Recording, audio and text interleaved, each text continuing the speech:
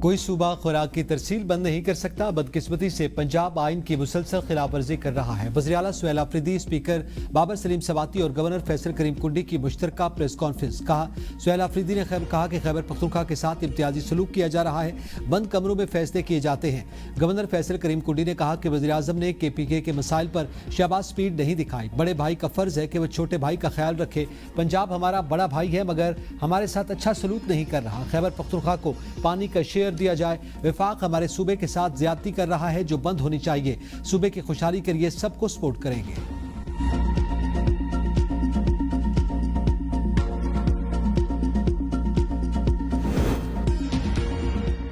وفاقی دارالحکومت میں دکانیں رات 8 بجے بند کرنے کی پابندی ختم. وزیراعظم شہباز شریف نے 31 مئی تک دکانوں کے اوقات کار میں نرمی کی منظوری دے دی. نوٹیفیکیشن جاری. تمام دکانیں، ڈپارٹمنٹل سٹورز، بازار، شاپنگ مالز کو جلد بند کرنے کے اوقات سے استثناء دے دیا گیا. بیکریاں، تندور، ریسٹورنٹس اور کریانہ سٹورز بھی اوقات کی پابندی سے مستثنیٰ قرار.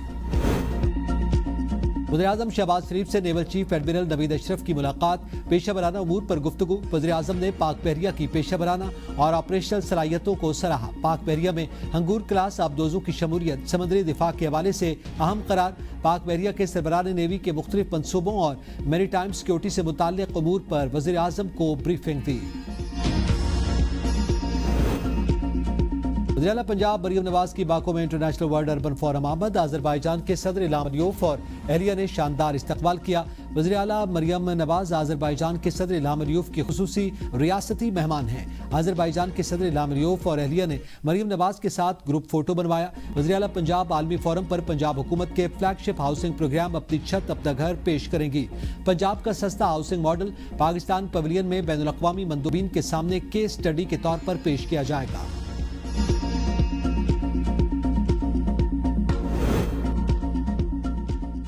Audio leak case. Ali Amin Gandapur کے پھر وارنٹ گرفتاری جاری.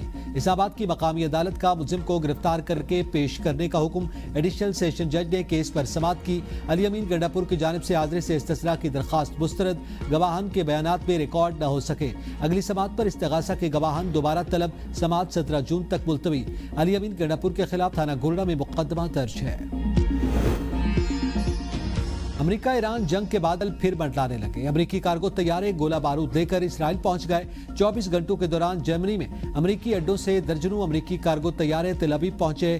میڈیا رپورٹ کے مطابق ممکنہ جنگ کی صورت میں پینٹاگون نے ایران میں مزید اہداف کی فہرست تیار کر لی. امریکی منصوبہ بندی میں توانائی تنصیبات اور اہم انفراسٹرکچر کو نشانہ بنانے کا امکان ہے. ٹرمپ اور نیتنیاہو کا ٹیلی فونک رابطہ. ایران جنگ کے امکانات پر غور. امریکی صدر کی ایران کو سخت نتائج سے بچنے کے لیے جلد فیصلہ کرنے کی وارننگ.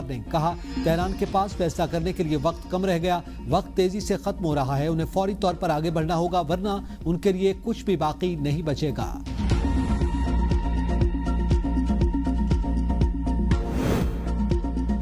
امریکہ کسی بھی حماقت کا سخت جواب دیا جائے گا. ترجمان ایرانی مسلح افواج کا صدر ٹرمپ کو پیغام.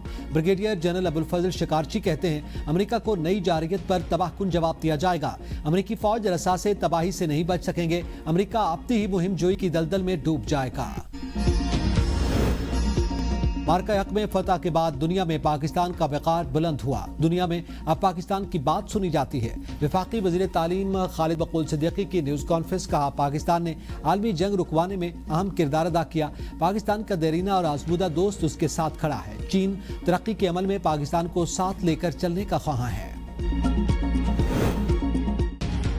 حکومت بلوچستان نے مونسون کنٹینجنسی پلان کی منظوری دے دی. قدرتی آفات اور موسمی خطرات سے نمٹنے کے لیے جامع حکمت عملی بھی تیار.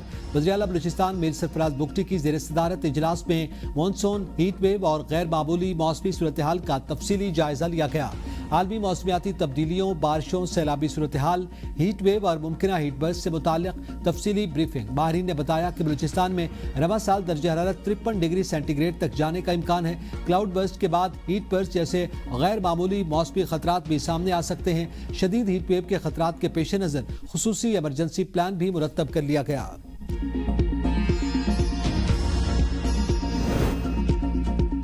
कोकीन क्वीन पिंकी सिर्फ एक बार ही मुल्क से बाहर गई, ट्रैवल हिस्ट्री सामने आ गई। पिंकी 25 दिसंबर 2018 को कराची से बाकू गई। जराये के मुताबिक पिंकी 3 माह बाद यकम अप्रैल 2019 को बाकू से वापस आ गई। पिंकी का दूसरा शौहर साबिक इंस्पेक्टर 2 मरतबा बाकू गया। राना अकरम ने पहली मरतबा अनमोल और उसकी साथी किरण को पकड़ा और फिर छोड़ दिया। राना अकरम ने मुबैना तौर पर 2 गाड़ियों समेत 5 करोड़ रुपए लेकर छोड़ दिया। कराची के पोश इलाकों में कोकेन सप्लाई करने वाले 2 अहम कारिंदे गिरफ्तार, रिहा हो गए हैं। मुलजमान अनमोल और पिंकी को कोकेन की सप्लाई करते रहे और तफ्तीशी रिपोर्ट के मुताबिक मुलजमान फरहान और अब्दुल मगनी लड़के लड़कियों को मंशा सप्लाई करते थे। दोनों मुलजमान कोकेन सप्लाई करने जाते हुए गिरफ्तार किया गया था। दौरान तफ्तीश इंकशाफ हुआ कि मुलजमान बैनुल सूबाई मंशियात फरोश से ताल्लुक रखते हैं। 1 साल गुजर जाने के बावजूद मुलजमान पर फर्द जुर्म आयद न हो सकी। खुदकुशी की कोशिश जुर्म करार, वफाकी शरई अदालत का बड़ा फैसला सामने आ गया। हुकूमती कानून साजी गैर इस्लामी करार देकर कलअदम कर दी। 2022 के एक्ट के खिलाफ दरखास्तें मंजूर। कानून साजी में खुदकुशी की कोशिश को जुर्म करार देने की शिक निकाल दी गई थी। Chief justice Iqbal Hamidur Rahman, justice Mohammad Anwar Iqbal और जस्टिस समीर खान ने खुदकुशी से मुताल्लिक एक्ट के खिलाफ केस का महफूज फैसला सुना दिया। कराची में सुपर हाईवे पर तेज रफ्तार डंपर ने पुलिस वैन कुचल दी। पुलिस अफसर समेत 2 एहलकार शहीद हो गए। डंपर हैदराबाद से कराची जा रहा था। ड्राइवर गिरफ्तार। पुलिस वैन पिकेट पर खड़ी थी।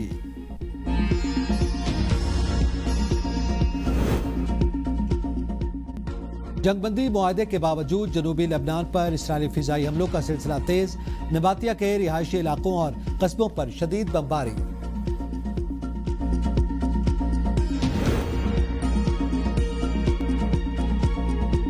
चीन में एक और अजूबा सामने आ गया। पहाड़ की चोटी पर 12,22,000 मुरब्बा मीटर पर मुश्तमिल जदीद रेलवे स्टेशन तामीर, जिस पर $7.8 अरब लागत आई। स्टेशन की 16,500 टन वजनी छत जमीन पर तैयार करके जदीद हाइड्रोलिक टेक्नोलॉजी के जरिए नस्ब किया गया।